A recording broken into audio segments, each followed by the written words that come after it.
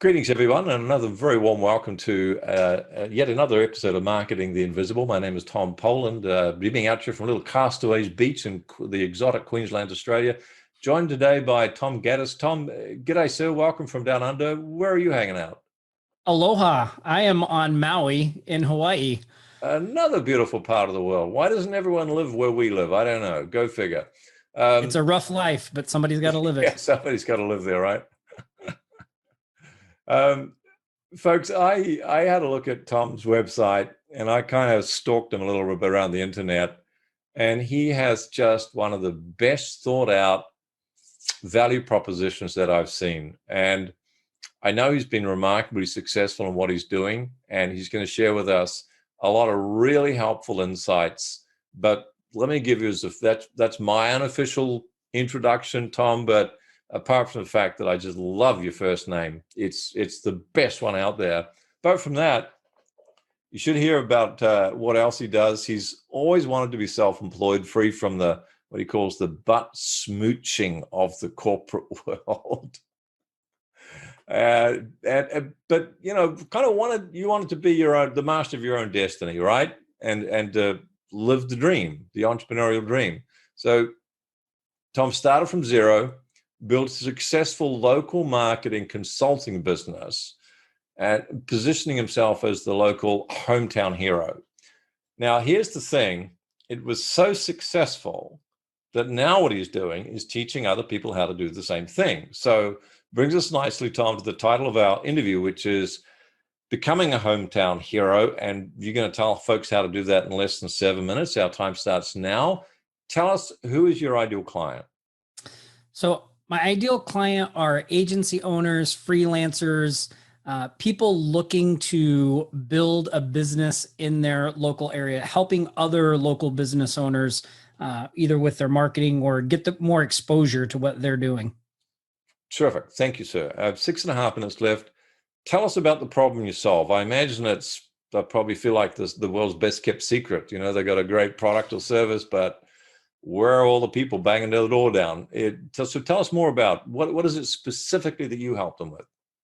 Yeah. So specifically, we help like the agency owners, the freelancers bring in more qualified prospects, right? That tends to be the number one issue most people have when they want to start a business like this is like, Yep. How do I get out there? Yep. Yeah. That's how we do it.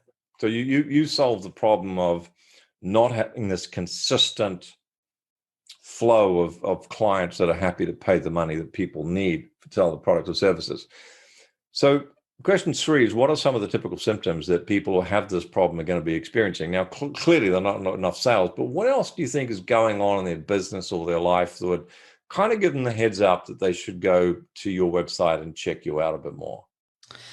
Well, one, obviously, inconsistency of cash flow, right? The kind of up and down inconsistency.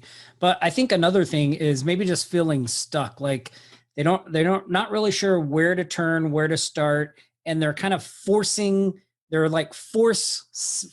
sales on potential prospects, right? Okay. It seems like a chase instead of their ideal clients and prospects coming to them. That's a pretty good indication that we can help them.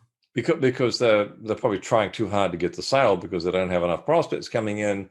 Okay, so that probably leads us quite nicely into question number 4. 5 minutes left.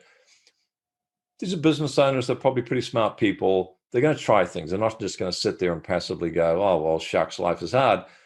But they might make some mistakes before they find your solution. So tell us about some of the common mistakes that these folks are making before they find your solution.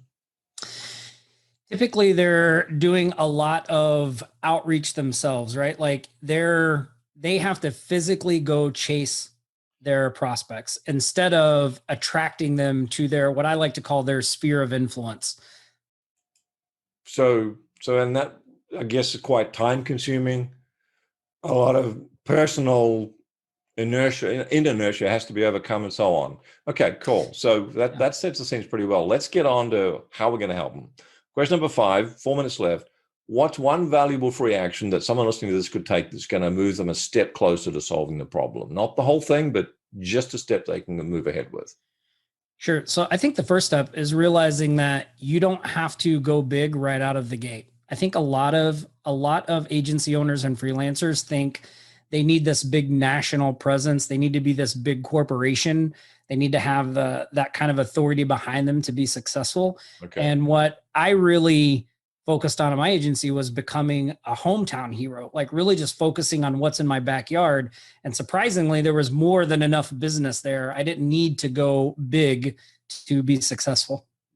Got you. So the problem wasn't you didn't have enough big enough catchment area. The problem was you weren't achieving penetration in the area that you did have. It's like Yeah, the grass exactly. was greener in another state, sort of thing. So let's go to question number 6. Now we've got 3 minutes left, so you're doing really well. What's a valuable resource that we could direct people to that's going to help them even more with this problem? Sure. So if they go to offlinesharks.com/resource, so offlinesharks.com/resource, it's a free training that we did on a strategy we implemented towards the end of 2020 and the beginning of 2021, where we actually reached out to local business owners and made them aware of grant money that they could be getting. We kind of helped them through that process. And then as a result of that, we brought in just a little over 250 grand in revenue to our agency, because when they got the grant money, they turned around and hired us to help them with their marketing and getting the word out. Oh, you clever thing, you. All right. So that's offline, OFF line sharks.com/resource. Thanks for that, Tom. Question number 7, we've got 2 minutes left. What's the one question I should have asked you but didn't? And the answer as well, please. I think the biggest thing is I talk a lot at Offline Sharks about becoming an entrepreneur. And so one thing that I don't think people ask me enough is, what does that mean? What does it mean becoming an entrepreneur? And for me, I struggled for a really long time. I'm what they call a late bloomer. I didn't really get into the entrepreneurship game until I was over 40. And a lot of that was because I didn't have the discipline and the correct mindset to make anything work. So I spent a lot of time spinning my wheels, trying a lot of different stuff that just never seemed to pan out. Right. Right. And I think a thing that, we get so wrapped up in all the business strategies and all that stuff that I think for me, the big turning point was just starting to develop the habits and the actions that successful people take, right? Developing the morning routines, the showing up for appointments on time, showing up prepared, all things that I used to just think were like, I'll do that stuff once I'm successful, right? And it turns out you have to do that stuff first and then you become successful. I love what you just said. There's just the whole showing up on time and practicing that and having discipline about it, preparing. These are foundation habits. Great stuff. Terrific advice. offlinesharks.com/resource. Go get it. Discover how you can become the local hero in your own hometown. Tom Gaddis, thanks so much for your time. Yeah, thanks so much, Tom. It was a great time being here. Thanks for checking out our Marketing the Invisible podcast. If you like what we're doing here, please head over to iTunes to subscribe, rate us, and leave us a review. It's very much appreciated. And if you want to generate 5 fresh leads in just 5 hours, then check out www.5hourchallenge.com.